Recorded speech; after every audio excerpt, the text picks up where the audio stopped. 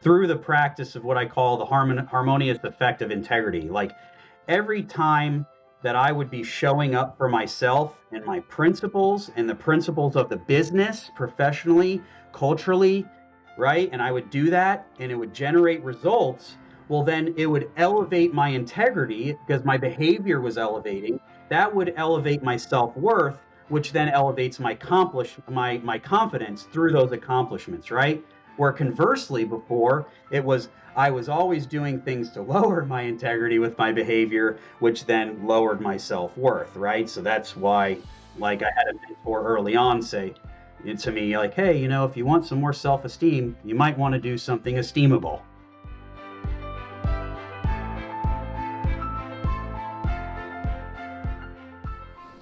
Joe, my brother, welcome to the Superhuman Life. What's up, Frank? Good to see you, man. That beard is looking wicked.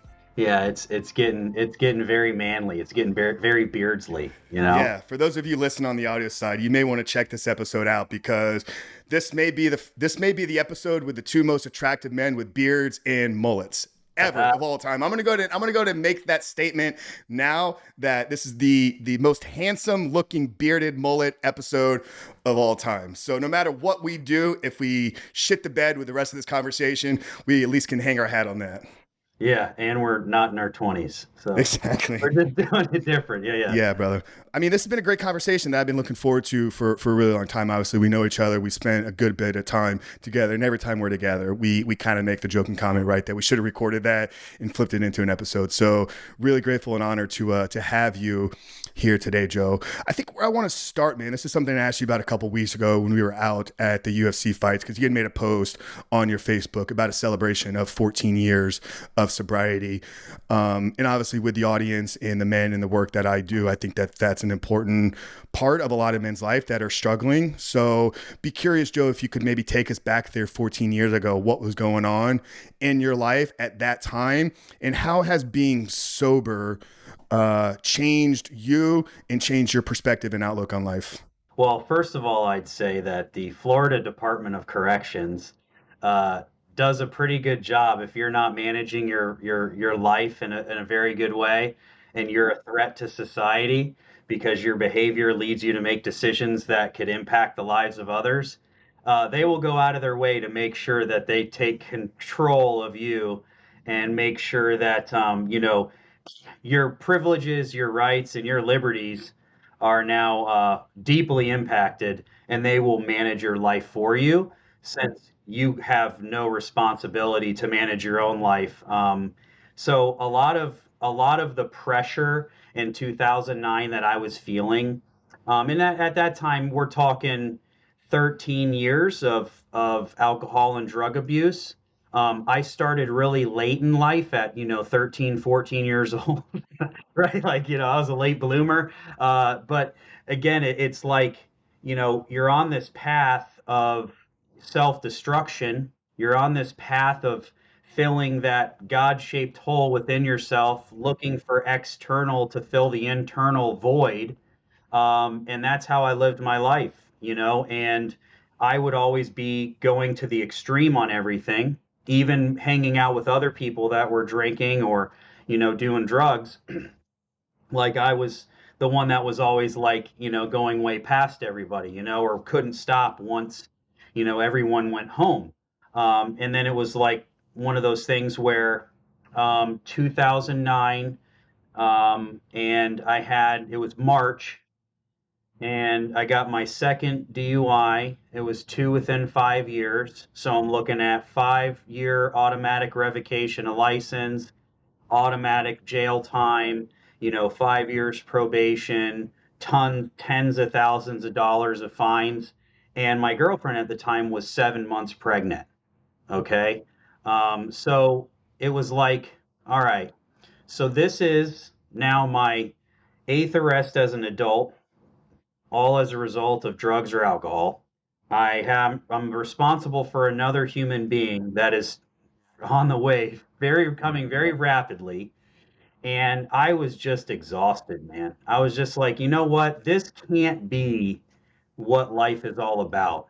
And I had this very, very like moment of clarity, as we call it, right? Like in the recovery space, it's like you just have this moment of clarity where you're like, I cannot see myself living a life continuing on this path, but you're also stuck because you can't think of a life without doing what you're doing either. So you're like in this space, this void of just total like isolation, loneliness like no other person has ever felt, right? And it's like, you know what?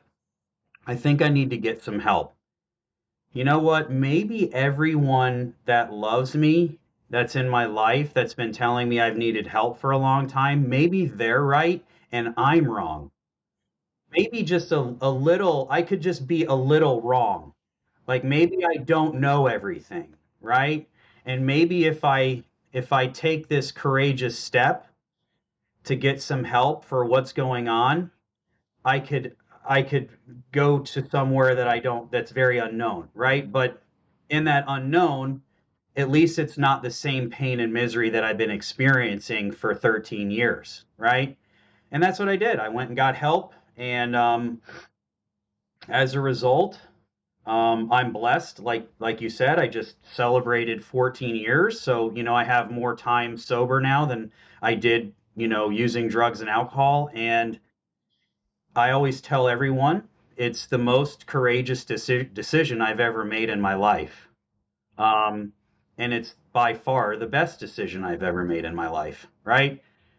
Because when that boy came 2 months later, although I was still pretty crazy and I was still a maniac because it takes quite a while to unravel 13 years of damage and then whatever damage was that built up prior to, seeking out the solution to change how you feel. Like I was still better off, right? Because one of the things I hang my hat on is my son's never seen me drink or use drugs, right? And so he's not impacted by that in that way. And that's a very powerful statement, very powerful thing to say based off of a decision that I made, right? A responsible decision. So, in terms of how it's impacted my life, well, like I said, it's the best decision I've ever made in my entire life. My decision making up until that point was a bit spotty. So, I appreciate you, getting that vulnerable and sharing that. That was some new things that I don't think I knew about that. You had said that, a lot of the signs were there and that the people in your life, those that cared about you, those that loved you, had maybe, been saying things. And I think that's a lot of times, right? We're kind of blinded, whether it's just by our own ego or our own unwillingness to maybe accept the truth. So we kind of live in this box for ourselves, but people can see, right? Because people know what you're capable of. People know that there's potential living underneath the surface and you're not fully living up to that. And maybe there's some destructive habits. What do you think could have been said, maybe from somebody that would have maybe changed it? Because, right, what we're here to do is we're here to provide tools and some actionable steps for guys. Like we don't want everybody to wait till they're locked up 8 times and they're kind of at the brink of losing it all to begin to change their lives. So do you think that there was anything that could have been said to you back then, or if you had an opportunity yourself now with all the knowledge and wisdom that you hold 14 years later, what do you think young Joe needed to hear? I don't think that anything that myself going back there or anything else that anyone could say would have changed anything until I was ready to hear it. Hmm. So what does Um, it take for somebody to be ready then? they have to hit a bottom. You It's believe the so? number it's the number one thing. I mean, it's the same thing that, the guys that you coach, until the pain of their current situation exceeds the fear of changing, like old Tony Robbins said, that it never happens. The only thing that whenever, people post that, like, what would you go back and say to your 18-year-old self? Like, I always just say the same thing. And that is, hey, Joe, no amount of booze, drugs, cars, clothes, money, jobs, girls, no amount of any of that stuff will ever be able to fill that internal hole that only self love can fill, right? And the other thing that I tell people a lot too is that um, you have to have some sort of like spirituality in your life. You have to have some belief that like you're not God. Again, other cultures, the Indian culture, the Hindu culture, stuff like that, like great. They believe that there are plenty of people that manifest and they become God. But I wasn't raised in that culture, and I wasn't raised in that ontology of believing that that's a way of being, right? So I also have to get real with myself in terms of like what's going to serve me most. Um, and then the last thing, if anyone's out there that's thinking about it, like they say about 10% of the population can't metabolize alcohol properly, and they probably have a propensity to, be alcoholic. That's a shitload of people, man. 10%? That's a lot of people, man. So, like, that tells me two things. One, you're not that special, you know, and also, two, you're not alone. It's just a matter of what you do with that information that's going to benefit and serve you best, right? Yeah. Was addiction something that ran in your family? Yeah, absolutely. Both sides of the family, pretty heavily, alcoholism on both sides. So, there's also that, right? You have to look at that stuff and kind of be real with yourself. Yeah, no, we've had a lot of, obviously with all the work that we're doing in addition to this podcast with Rebuilt Recovery, addiction is something that sits heavy on our heart here. It's a big part of, my story. It's a part of, my family growing up. I saw it struggle, with many of the men in my family. So we've had a lot of experts on. We had Dr. Rob Kelly, who spoke specifically to that kind of 10% of the population. There is even a way that your brain kind of responds to it. And, the thing with alcohols, like true alcoholics, like you can go for you 14 years sober, you have a drink tomorrow, you're going to return right back to where you were in 2009. Whereas maybe somebody that doesn't fall into that 10%, it would take them a while to build back up. So there's something there. And then we had a genetic specialist on as well that does talk about how these genes get passed down. So I think it's incredible for you to see that and then kind of catch it, right? And now, a big part of what drives you is to make sure that doesn't get passed on to the next generation of DiRomas.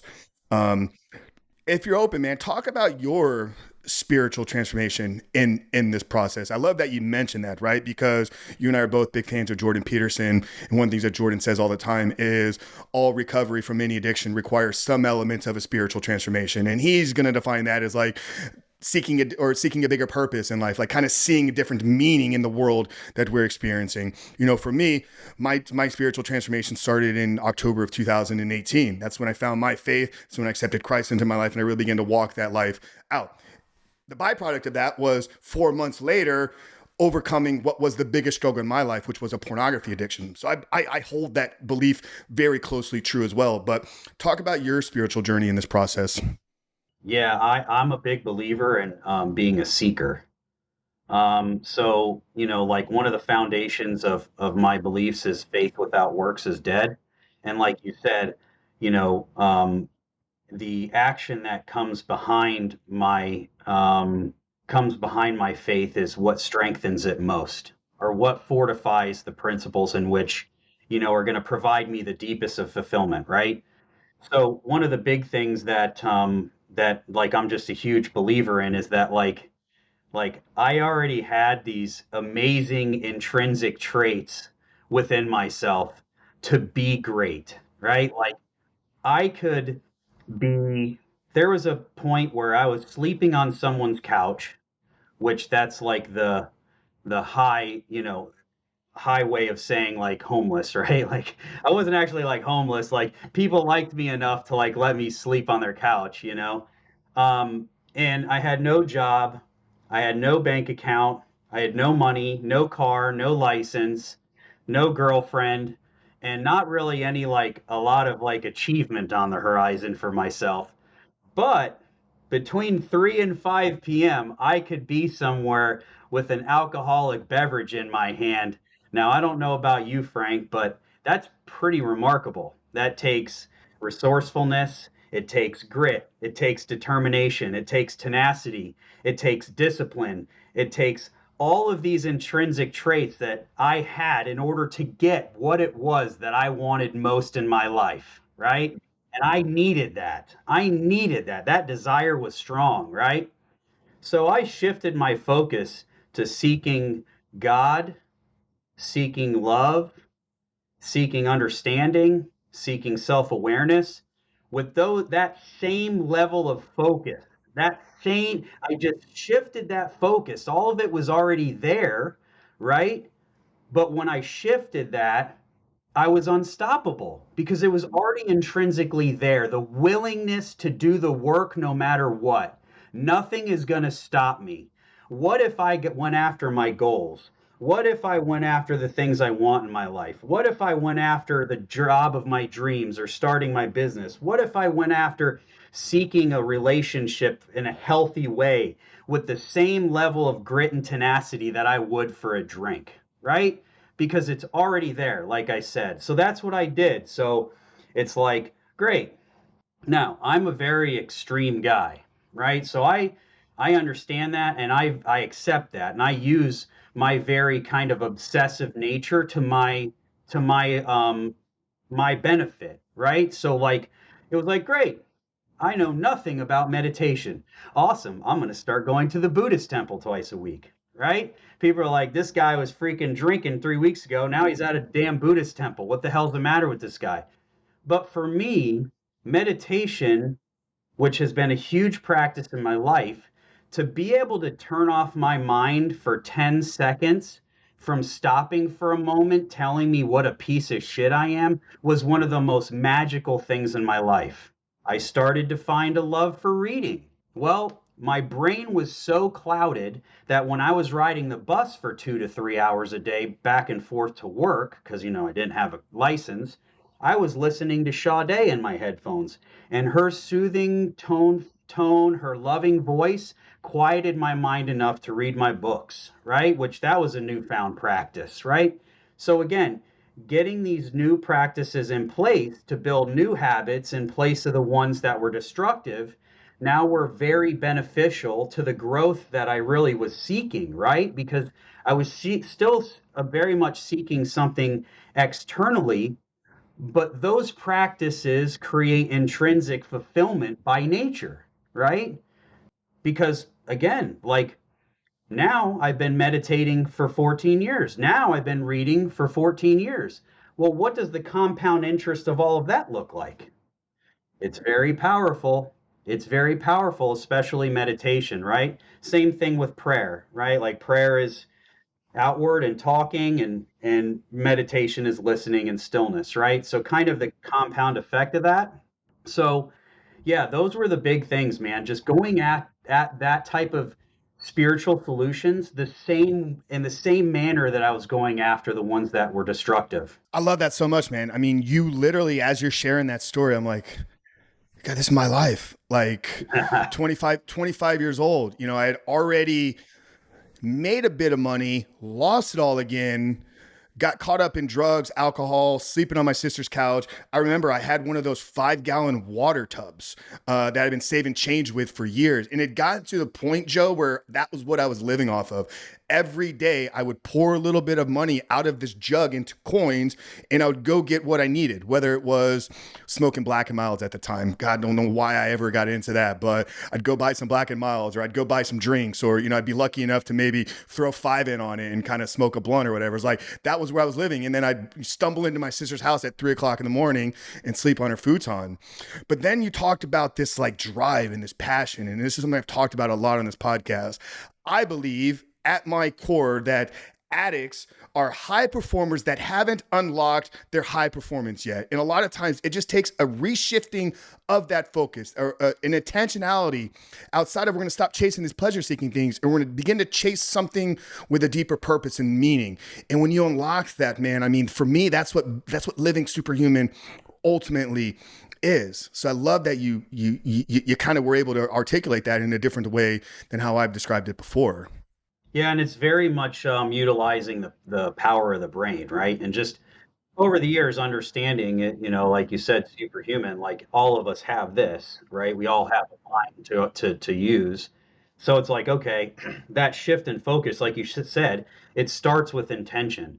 Like everything starts with that, right? Then you have concentration, then you have focus, then you have magnification, right? And if you're thinking in terms of like how the brain works, it's like, well, if remember the magnifying glass as a kid, you'd like hold it over a piece of paper, and if you focused it just right, you could burn a hole in that paper and set it on fire. I mean, the same is to be said with what we do in our lives, right? Our goals, our hopes, our dreams, our relationships, our seeking, whatever. It's like that amount of focus, and you know addicts have a propensity to have a obsessive, like, kind of aggressive, tenacity when it comes to hyper focus, right? Like that's going to magnify things, but the focus is more like positive than self-destructive. How were your relationships changing during this time? Because you had mentioned, while you were kind of caught up in things, that there were people that cared for you, that loved you, that like you were kind of like blinders on, right? You kind of threw the earmuffs, like you didn't want to hear it. When you started down this path and journey of recovery, how did that shift? Like, did you begin to accept those people, or did you seek out new people, new mentorship to kind of guide you and lead you down this path? A little bit of both. And I like this question for the fact that the second most courageous decision that I've made in my life is walking away from people and friendships that no longer served me in the direction that I was going. Right? I was born and raised in Clearwater. I grew up in the house my whole life, the same house. My mother still owns that house. They've been there since '83. So it's like, and that pissed a lot of people off, man. You're talking about people I've known my entire life, and again, the ones that eventually understood and worked through the resentments of all of that, and we, doubled back and we've repaired those relationships, and some of them are gone forever. I would say my immediate family, as soon as I made like the exact day I made the decision to go and get help, I had my parents were champions of mine. They were just my biggest cheerleaders because they this is what they always wanted. You know, um, I can't imagine what it'd be like. Damien's about to turn 14.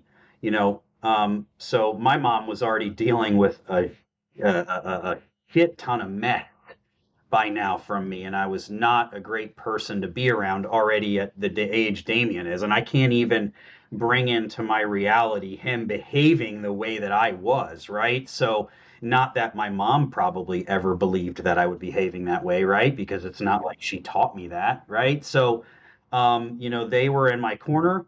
Damien's mother, at first was very excited, but things, still it did not change, and I wasn't changing as fast. Just because you put down the booze and drugs doesn't mean you don't have a wealth of like behavior that needs to change, and limiting beliefs and generational just mess, right? So that didn't end up working out.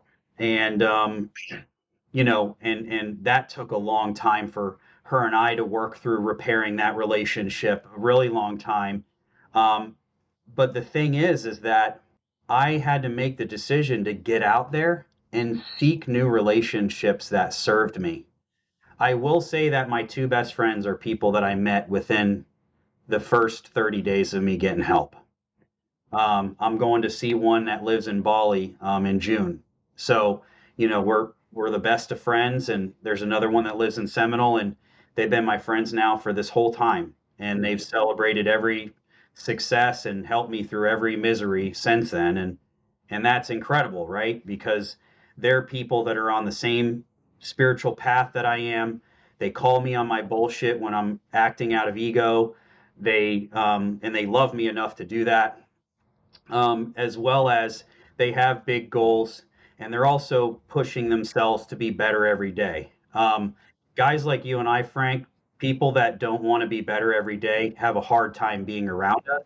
It's like repellent for them. So I don't have a lot of those people in my life simply because it's just not an alignment of where it is. And I don't feel bad for that anymore, right? I am myself, and I leave people's opinions of me to be their own business, you Yeah, know?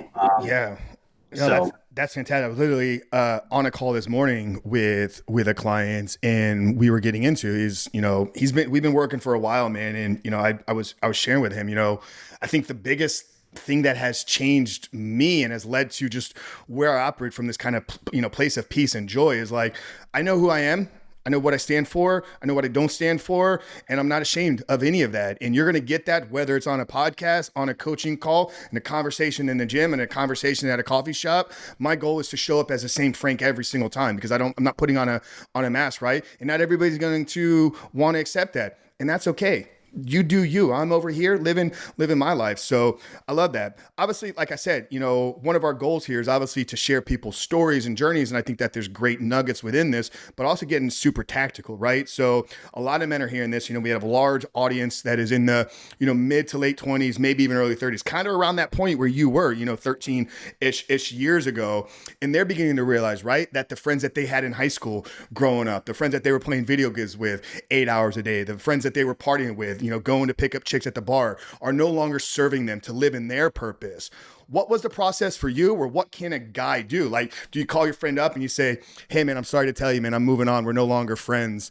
Like, so what's that process like? Or you just kind of let it kind of fizzle out? What did that look like for you?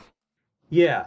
I would say that if you're really busy focusing on yourself, there's people that will show up for that and that will want to be a part of that. And there's other people that will be resentful because you're not being the same person that you always have. And, again, there's going to be people that are going to want to have those discussions with you. The majority don't. The majority of people don't like conflict. The majority of people rather let things fizzle and die. The majority of people in life are not like you and I, Frank, where we face things head on and have a very, conversation about it and flush things out. That's just not how, typically things are handled and managed, right? And it's most of the time that silence is the biggest breeder of resentment. So the reality is that like you get with people that are on board with where you're going and they're gonna lift you up, and they get to be a part of that and they get to bear witness to that and they get to support that and you get to hold a space for them as well to grow in whatever is that they want to grow into. But like I said, once you start transforming, it becomes very clear who's with you and who's not. And that's okay. It's all right. It sucks, but I think, for your audience, like I was 26 when I made the decision to change my life. It's a very pivotal time, right? Like you kind of hit 25, you're like, geez, what the hell's going on? Like you're just starting to figure everything out. Physiologically, your brain's finally, formed fully. You're like maybe an actual adult, say like by science, but maybe not mature, right? But and it's one of those things where like you gotta be with people that are growing, because if you're not growing, you're dying. And there's plenty of people that are going to just want to hang out and stay the same. And that's okay. And that's all right. There's nothing wrong with that. You do you, right? But they're going to be upset that you want to do more, you want to become more, and that you want to do different activities. And the key is to not hold on to try and rekindle memories that of what you once were, and focus on what the evolution of who it is that you're supposed to become, and surround yourself with people that are on that journey and not always looking backwards trying to kind of, what I mean, relive that stuff. It's like let's look forward here, and see where we're going, rather than you can't drive a car looking backwards. So why would you ever do that with your life?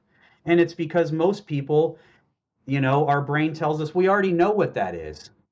We already know what that pain is. We already know what that joy is. I'll relive that again because, that's not uncertainty. That's not unknown. I know what's going on there, but it's like, no. Once you step into a mood of ambition, then you or step into a place of limitless possibilities. And that for me is a lot more exciting way to live. Yeah, no, when you know where you're going, man, I mean, the brain, this reticular activating system, it's a powerful part we talk about a lot. When you know what you want in the world, you're hyper clear on it and it's written down on a piece of paper and you remind yourself and you're thinking about it every single day and you're living in a state of gratitude, then the world's going to start to show you those relationships, those doors, those opportunities.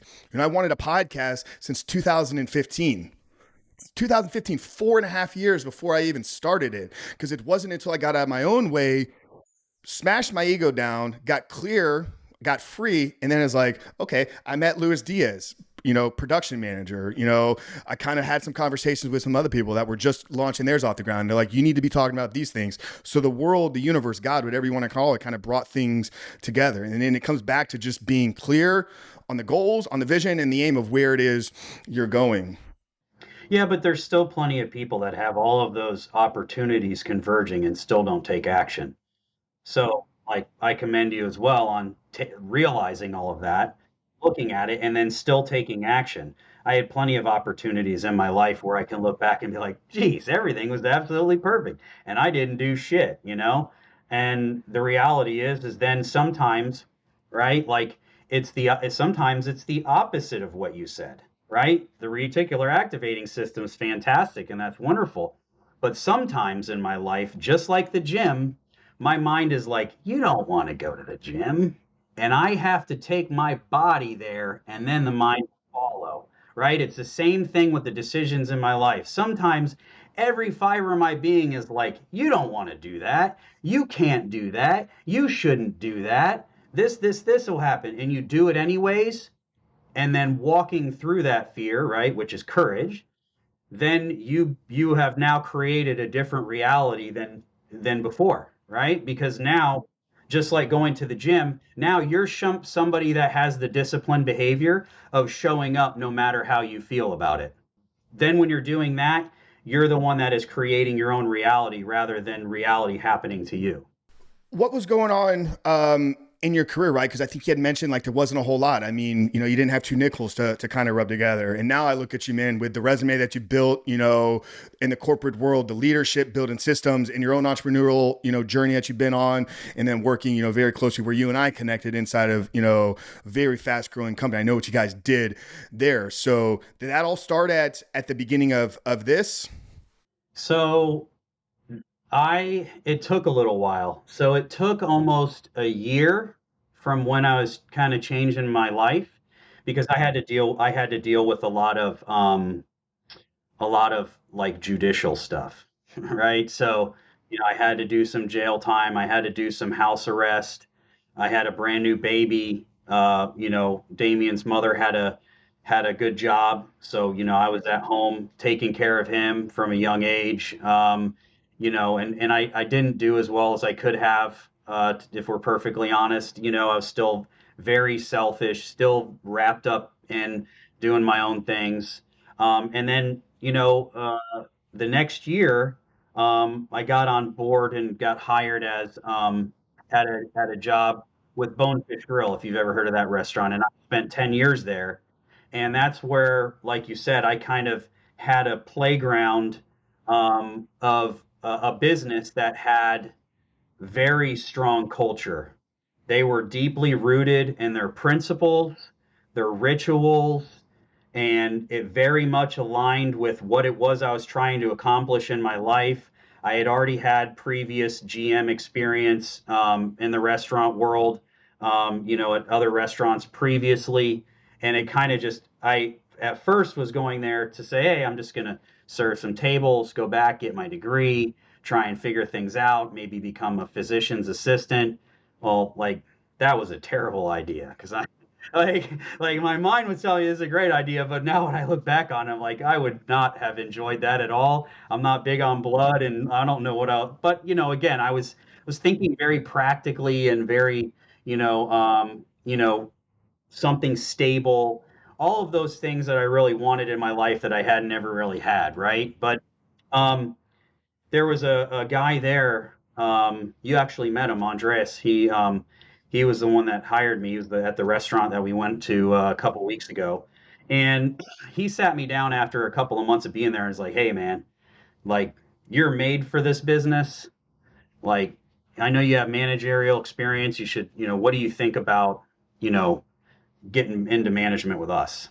And this is a very big turning point in my life when this happened because, um, first of all, when he called me in for the meeting, I thought I was getting fired, because that's kind of like typically how those conversations went prior to me changing my life. Um, but it was when he said that to me, I felt really good. I felt a strong sense of accomplishment. I felt someone seeing potential in me. And I said something that I'll never forget. I said, you know what? Let me take a month to think about it and pray about it and talk to my mentors, and then I'll let you know my decision from there. Every decision up until that, a lot of that in my life, definitely professionally, was always impulsive, always reactive, never thought out, never talked to God about things, never talked to people that are far ahead in the journey than me, and I did that and I made the decision after taking that time, and it changed my life. It changed my life. It gave me a playground to practically apply leadership principles, spiritual principles in my workplace. And I'm somebody that likes to work. So, if you like to work, restaurant business is a great place to work your ass off. So, it was one of those things where I had a lot of people that believed in me, and they did not judge me on my past, and they judged me on my present work that I had done since I'd been there, and it gave me an opportunity. And I went from server, bartender, key, head wait, assistant manager, kitchen manager, managing partner to corporate productivity. So from serving tables to overseeing productivity of 189 restaurants in a $600 million organization, right? With a lot of growth and time and leadership and all these things in between. But it was like a playground for me, leading people to integrate the things that I was learning at home, reading my books, watching videos, doing courses, and practically applying that. And what happens over time is you fail, and this, and at that time too, in 2011 and 2012, I was working heavily with a therapist on my codependency and working desperately on trying to learn how to be in a healthy, loving relationship with a woman because I had no idea how to do that. And so, when you're in charge of a team and holding people accountable every single day, that is a great practice for someone that's a people pleaser because you're having to tell people no all day long. And it was eating me alive for a lot of years, right? And I worked through that and shed those generational contexts that were placed upon me to become who it was that I'm supposed to be. And what happened was is that you start applying these things and you get results and you build teams, and with those accomplishments it builds a lot of confidence, and it's through the practice of what I call the harmonious effect of integrity. Like every time that I would be showing up for myself and my principles and the principles of the business professionally, culturally, right? And I would do that and it would generate results. Well, then it would elevate my integrity because my behavior was elevating. That would elevate my self worth, which then elevates my confidence through those accomplishments, right? Where conversely, before it was I was always doing things to lower my integrity with my behavior, which then lowered my self worth, right? So that's why, like, I had a mentor early on say to me, like, hey, if you want some more self esteem, you might want to do something esteemable, right? Like, so through that journey, right? I also fell victim to a corporate layoff, right? So, hey, 2 weeks after my 10-year anniversary with them, they decided to let go 70 people at the corporate office. And I fell victim to the, publicly traded type of corporate mentality. And this was 2 weeks prior to the lockdown. Okay. So it was not it was not related to that at all. Right. So, and I had to work through a lot of that and how that made me feel. And ultimately, that's what pushed me into the entrepreneurial space, like you were saying, is because, I don't want to be a part of kind of that system to where it's kind of profits over people. Even though, like, everything in that 10-year experience, I would never trade anything, and they treated me with absolute, it was wonderful, right? Plus, like, they gave me a severance package. So in my mind, like, wait, you're gonna give me money to leave? Okay, that sounds great, you know. But I didn't tie my worth as a human being to who my job, you know.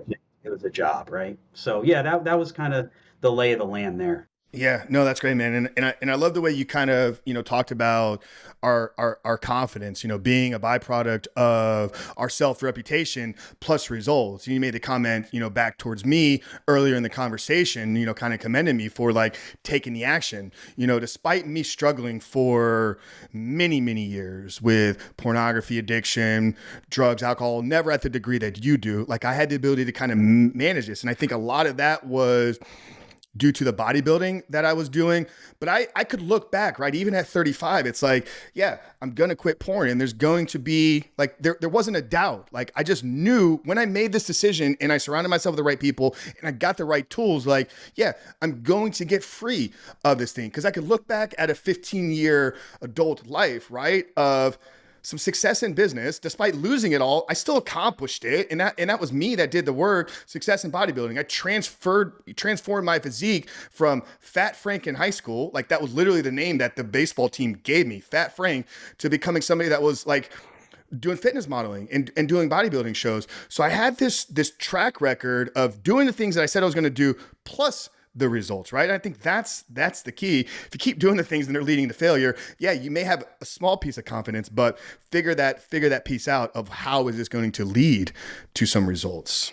Yeah, the accomplishment is a key factor in building confidence. Like, that anybody that I mentor and that I coach is, you have to take what it is that you're consuming and go put it into action and leverage it to integrate it to generate results. And then only then does the full learning take place, right? Because once you get that full learning and you've generated results from that and you've gotten that accomplishment, it's integrated into every fiber of your being, the belief that it's possible, right? Because before that, maybe you believed it was possible because you saw someone else do it and that helped you build up the courage to go do it yourself.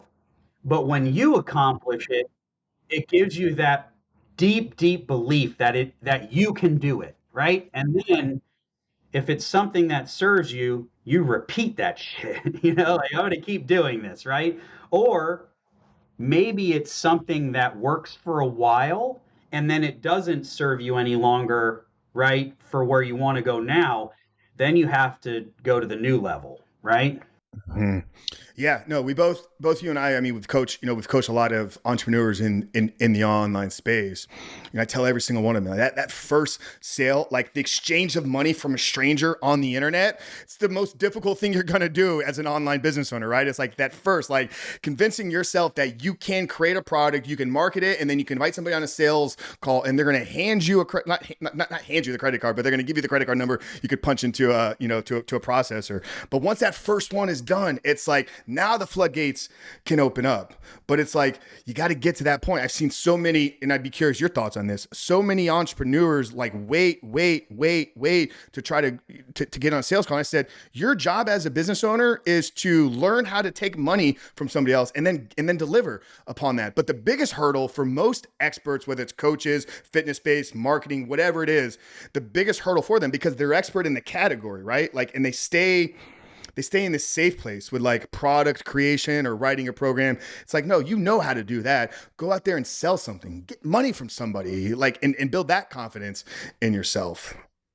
Yeah, and I think one of the biggest things that I learned too, and I'm sure that you feel the same because I know that you've invested a lot in yourself, uh, is nothing replaces the subconscious switch that happens in your mind. Like for me, it was I dropped $10,000 on an ontological coaching course, right? And like, you'll buy cars, you'll buy a house, you'll buy $500 shoes, like you'll buy all these things. But when it comes to investing in your own development, there's, like everything and every fiber in your being is telling you don't do this. It's not going to work for me, or blah blah blah. But when you make that decision and you do it, it transforms the beliefs that you have about yourself, because now you're saying I'm worth this, right? So then what it is that's most important is, now if you're in a position where you're offering a product or service that can transform someone's life, you have a deep belief knowing you can get people results. I'm a believer that it's your duty to do everything in your power to get them to pay, so that way they can have the same shift in their subconscious programming to believe that they're worth that as well. Now, if you're a fucking scammer and you're not getting people results and you're just taking money from people, which happens a lot, like, yeah, that's bullshit, right? But the reality is there's a lot of good people out there that are getting a lot of results for people, and you find those people and you pay them.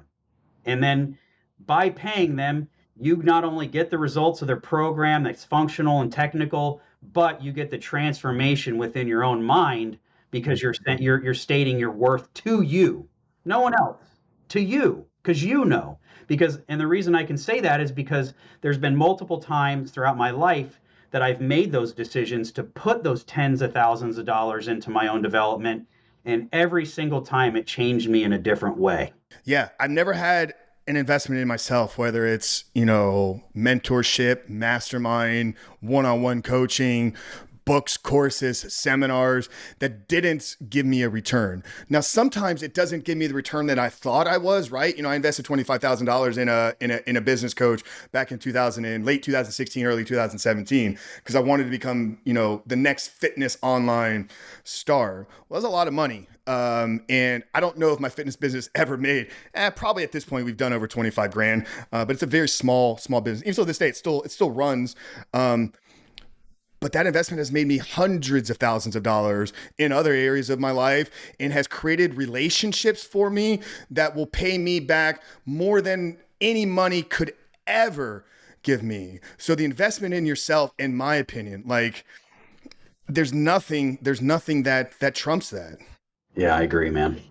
What is ontological coaching? You mentioned that there. I think we've talked about it a little bit, but let's dive in there, man, because I know there's some depth and some good stuff. So tell us about this ontological coaching.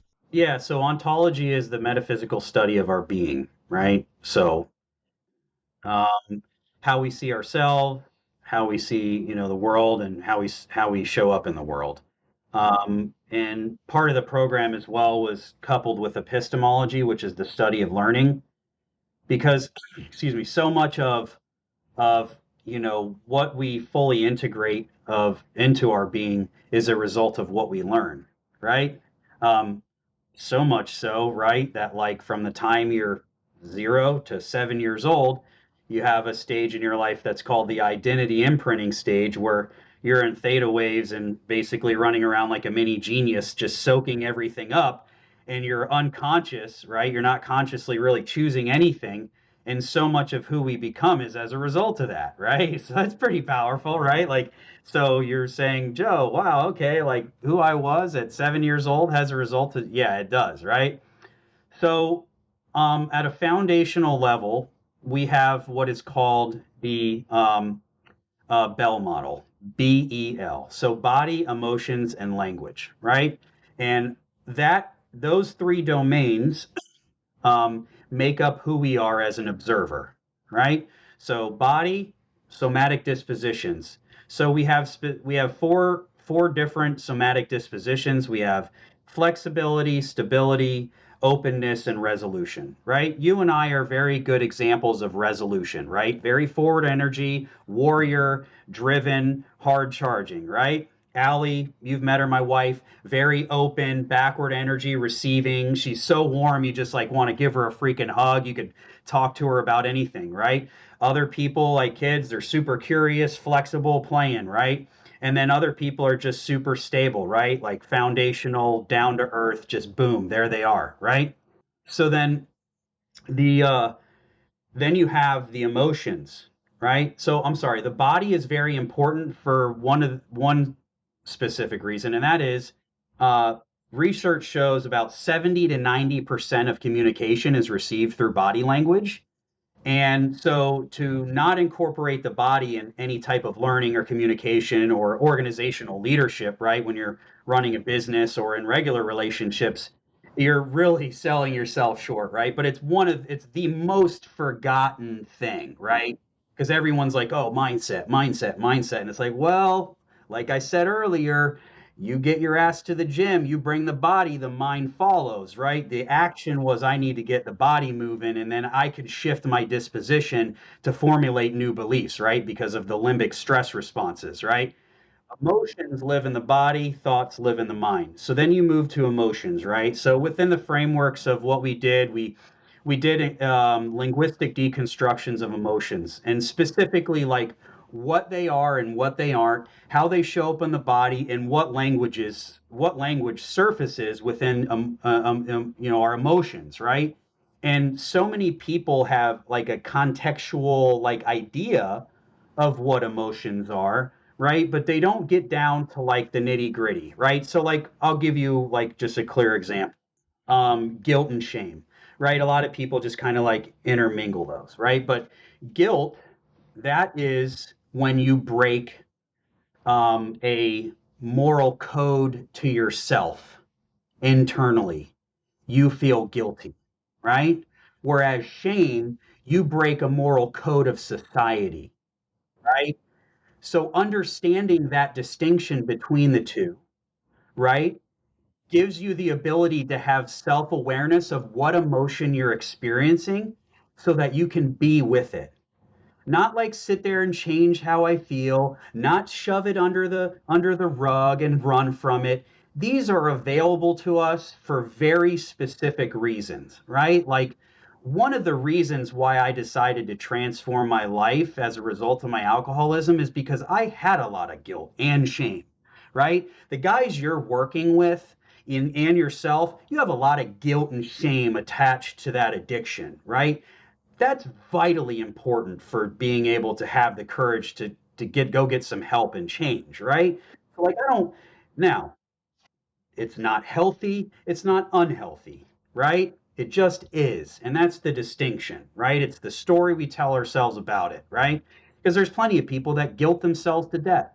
I mean, we're in the Western culture, I mean, we live under Christian guilt, where you're just supposed to be guilty about everything in general because you're a sinner, right? So it's like how much of that weighs on us. So that's like an example of like a distinction between emotions. And another one would be like, for the sake of this conversation, is courage. Like every man wants to be courageous, they want to be brave. Well, if that's the case, then what you're openly telling me is that you want to be afraid, right? Because the emotion of courage, to be able to draw on that emotion, fear has to be present. You can't be courageous without fear, so, because courage isn't available to us in the absence of fear. So what you're telling me, if you want to be courageous, is that you're willing to get afraid and you're willing to draw on the emotion then to walk through the fear and become more, right? So those are some distinctions, right? But again, emotions are vitally important to because we're emotional beings, right? Then the last thing is language, and everything that is created in this entire world is through language, and it's through internal conversations and external conversations, right? So like the reason why now we're going to give birth to this episode of the superhuman life podcast with Frank Rich is because you and I are having a conversation, and then that creates a new reality of there wasn't an episode of the podcast and now there is, right? And so much of everything that we do is encapsulated in the conversations that we have. Now, specifically in my role, like this is one of the areas that I am highly successful at, and why I'm highly paid is because I'm very good at having conversations.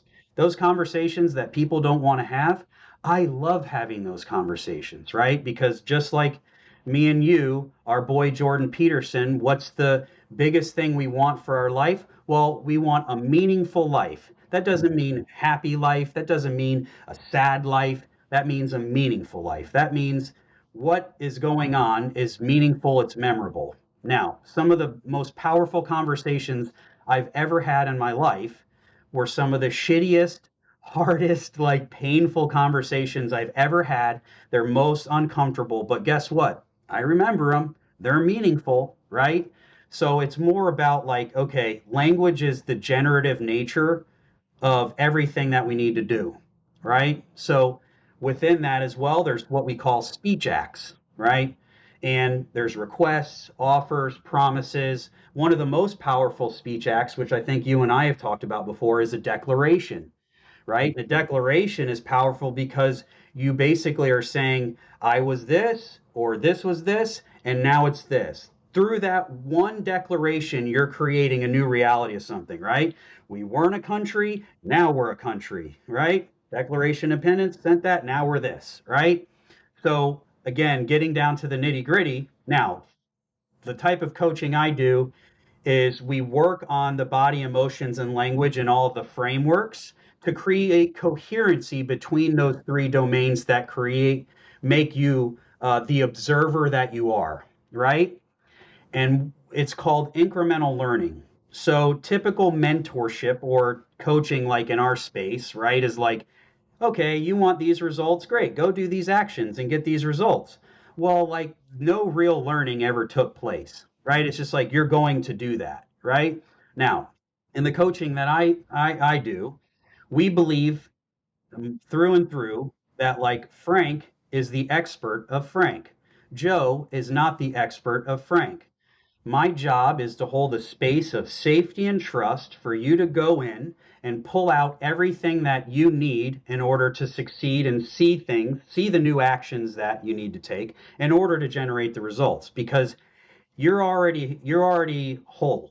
You're already usefully whole. Everything that you need in order to achieve what it is that you wish to become and get the breakthrough results that you say you want in your life and or your business is trapped in everything inside of you, buried on everything that you're not. And it's our job to break the veil, lift the generational context that your parents and family members placed upon you, lift the cultural context that society, indoctrination, and education system, all these things piled on top of us, to see what it is that you need to do in your life to then create new reality for yourself, right? And that only happens through powerful questions, right? It's as old as Socrates that says, I have no real answers to give you, only questions to ask, right? So it's like, this isn't anything new, but we're in 2023 and we're brilliant and smart and we know everything now because we download information in a millisecond, right? But in reality, we're emotional, spiritual beings that need to be awakened to a process in order to manifest ourselves, to see the new actions to take, to get the results that we say we want. And then comes the belief that we always had it all along and I can create this for my life, right? So that's what I do. And again, a lot of the people that I work with, they've never incorporated the body within the frameworks of their coaching experience or in their life at all, right? And when you do that, you are so powerful because all of your limbic stress responses to life are in your body. And when you can get a control of your emotions, you can get a control of your mind, and then you can be the most effective that you've ever become, right? Dude, I love this so much, man. I mean, I'm gonna speak here just kind of personally. Like selfishly, this podcast, it's amazing that there's an audience, right? Like, and we've grown over 3.5 years. I do these conversations a lot of times to learn, sometimes for reconfirmation that I'm doing the right things. I still struggle with doubt sometimes about like, am I actually coaching in the right way that I should? And I love these frameworks, right? And our Reboot Your Life program is built off of three kind of foundational pillars: the rebuilding of your body, the rewiring of your brain, and the reshaping of your heart. And I didn't understand ontological coaching, back in 2020 when I started to build this curriculum out. You and I have had a handful of conversations, one off at dinner and stuff like that about this. This was the deepest that I kind of went on it. but the body, the emotions, the mind. That's the rebuilding the body. That's the emotions is the rewiring or the reshaping of your heart, the heart component, right? And then the language piece, the logos, speaking in Jordan's language, right, is the rewiring of our mind, right? So it's just so incredibly powerful. I think the last thing I maybe want to kind of have you speak on here a little bit, you talked about all of us are seeking a meaningful and purposeful life. And I think, one of the things that we talked about before recording here is how men sometimes struggle handling sadness. And I believe that this may be a byproduct of people's aim being slightly off. I've had too many conversations with men that tell me they want to be happy, that I think most people chase happiness and that's why they struggle to handle sadness. So I'm curious your thoughts around what I shared there and why do you feel so many men struggle with handling sadness? Yeah. So I like normal, I tie things to my personal experience so that way I can speak from a position of truth, right? Of principle and so in 2021, my father passed away. And, you know, the pace at which guys like you and I are trying to grow, trying to be successful in the various domains of life, and just doing that really hard, I thought that all of that work I was doing was to have some sort of achievement. Um, like I would get somewhere, or I would have this, or I would become this. And through the practice of going through the sadness of the loss of my father, I realized that I was doing all of that so that I could show up in that moment, right? So that year, in June, I lost my mentor of 7 years. That was like a second father to me suddenly. In July, um, I lost my business at a over 70K loss. In August, I lost my father. And then in September, I lost my job. And then in October, I lost my first mentor of my first 5 years um, to COVID. This all happened in a 6 month period. So, what I realized is everything that I had been working on myself so diligently on was to prepare me for life showing up. I didn't kick the dog. I didn't take it out on my wife. I didn't take it out on my son. I was able to show up as the executor of my dad's account, handle all of that thing, all of that stuff with honor and dignity, put everything together with my brothers, get things taken care of, the four of us. I was able to start a new job and perform at a high level. No one even had any idea what was going on. I didn't have any loss of performance in any area of my life because all I was doing was having a human experience. And that's what I was preparing for, not for some level of achievement and greatness. And yeah, that's a byproduct of it, and that's great. And I'll continue to pursue that.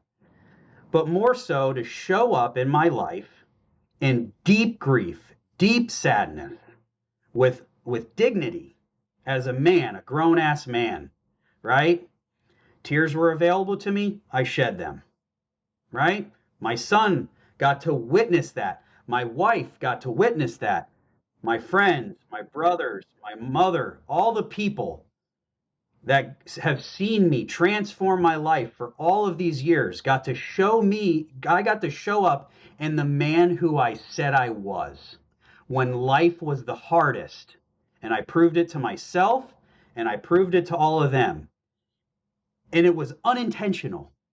It was just like, I'm just doing it, just going through it because life wasn't happening to me. Life was happening, right? And then what it gave birth to, something we were talking about earlier, is that I had an epiphany within that experience that I was in my deepest sadness I'd ever felt in my whole life, the deepest pain. And guess what? Never thought about a drink, never thought about a drug. I sat there in that sadness and said, I need to honor this sadness. This is as a result of the deep love I have in my heart for these people. This is important to feel this way. It's reverence for them, right? And the reality was, is then now I got to afford all of those people that love me in my life that I always show up for to let them love on me. It was my turn to be loved, right? Because as men, we want to be the hero. We want to be the person that shows up. We want to, but it's like, you know what? Like if Frank, if you had some shit going on and you called me, be like, dude, I don't know what I'm doing right now. I'm kind of just falling apart. I'm not sitting on the other side of the phone like, what a bitch, blah, blah, blah. I'm thinking, damn, man, thanks for calling me. Thanks for trusting me with this. Like, let's figure this out. I just want to be helpful and love you, right? But the reality is that when I'm in the shit and I have everything going on, right? Our mind tells us, I don't want to bother that person or I don't want them to think less of me. But the reality is all I could think about was I need these people to love me when I need it most, right? And that's not weak. That's not soft. That's affording them the part of the relationship that they want from me as well, that I've been giving them for years. So now it's their turn. How selfish of me to not let them love me, right? Let's flip this shit around, right? Because people don't look at it like that, especially men, right? Because I'm soft, I'm weak if I'm doing that. No, right? It's, hey, man, you know what? I'm fucking really sad right now, man. And this is what's going on. This is how I'm feeling about it. This is what I'm experiencing. And guess what? Like my teacher taught me that sadness is a station we stop at, not a station we stay at. So it flows through me just like water flowing through a river, just like every other emotion. And it's not good, it's not bad, it just is. And then when sitting in sadness no longer serves me, I shift out of it into a more effective emotion that serves me in the moment of my life that I need, right? Sitting in deep sadness does not help me all day at work. If it surfaces, I go take a moment and then I get back to it, right? But I'm not stuffing. I'm not going to rob myself of the human experience that I already did for 13 years by shoving shit down my throat to change how the way I felt and feel nothing. I want to experience everything that life has to offer, and sadness and grief and love is a part of that. So I'm not going to rob myself of that because I'm fucking soft. Get the hell out of here. You know what's really awesome? Showing up with honor and dignity and looking somebody in the face and saying, man, I really need a hug right now because I just need some love because I just lost one of the most important people in my entire life and they'll never be back. And I don't know what to do about it. And that's okay. Joe, sometimes I struggle, man, and I feel almost out of place, out of line in even saying anything after what you just shared. I hope the audience was listening very closely to the last 2.5, 3, 4, 5 minutes, whatever. It wasn't if you didn't go back and replay it again. I want to acknowledge you, brother, for your heart, your vulnerability, your willingness to speak openly and from a place of authenticity and integrity. You know, I know a lot of times you go on these shows and you talk about systems and organizational charts and how to get the most out of people. And we could have gone all down that route today, right? Like there would have been just another great conversation. But I think the things we spoke of here, you know, one of the things that we spoke about a word before hitting record, and that word was transformation. And, you know, for 71 minutes, we took people on a journey of Joe's transformation and hopefully provided maybe some actionable steps. But more than anything, I think it can be a source of hope, can be a source of inspiration for a guy that maybe is struggling in life right now. Maybe he's lost. Maybe he's sleeping on somebody's couch. Maybe he doesn't know what the purpose or meaning for his life is. But it starts with belief in self first. I'd say it starts with belief in something beyond yourself, right? You know, the spiritual awakening, belief in self, but then followed by action. So I'm so grateful for you, Joe, for today and just everything that you shared. And once again, I just really want to acknowledge you for opening your heart up today. I love you, brother. Really, really do. Hey, love you too, man. Thanks a lot. Yeah, That's the man. best part about it, man. We get to be a bunch of different stuff because we're also both jacked up. I'm all tatted up. I got a mullet. I got a beard, you know. Bro, I got Not, back from the gym like 45 minutes before we hit record, man. So I may still be operating on a little bit of that pre-workout and whatever heavy ass weight I was throwing around in the gym today.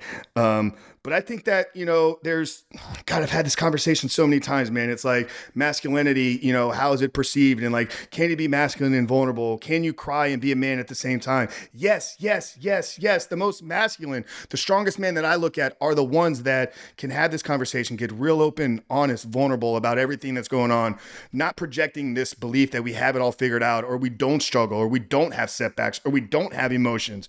It's like lean into that. But then when you're called upon, when you need to be strong, when you need to be a warrior, when you need to be a fighter, you can crank that up, man. So that's obviously what I've seen in you from the moment that we met, man. And that's why we hit it off in the way that we did. And that's why we'll continue to have a fruitful relationship. At least it's fruitful on my side. I hope it's fruitful back to you as well, man.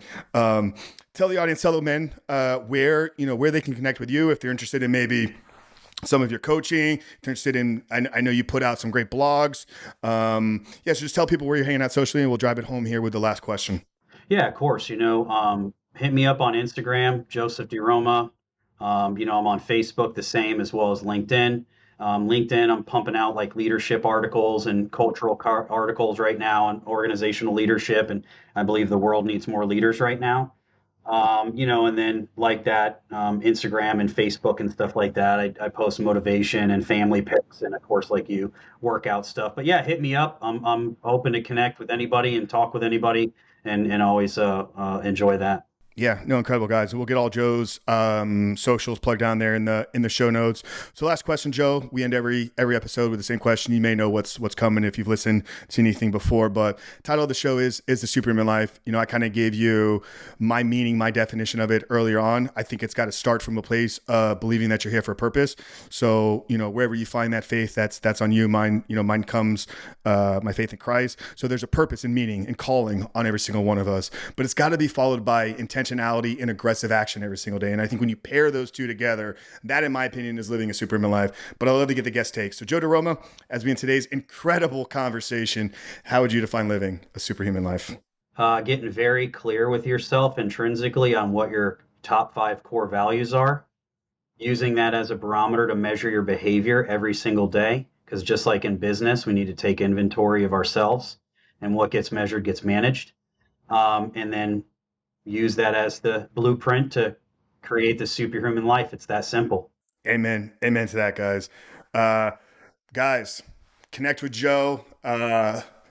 Go back to the last 10 minutes, replay it again.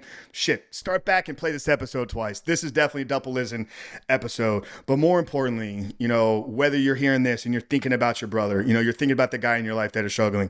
Maybe you're one of our female listeners. We got about a 10% audience here on the female side of things. Maybe there's something going on in the guy in your life's life right now. Do us a favor and do him the blessing by sharing today's conversation with him. And if you haven't done so yet, guys, make sure to leave a 5-star rating and written review, whether it's on Apple, Spotify, or if you're watching here on YouTube, hit that subscribe button because we're dropping 2 full episodes a week and 3 clips every single week right now, guys. So we love you. We're thankful for you. We're thankful for Joe. I love you, brother. Guys, Frank Rich, we'll see you next week. God bless, guys.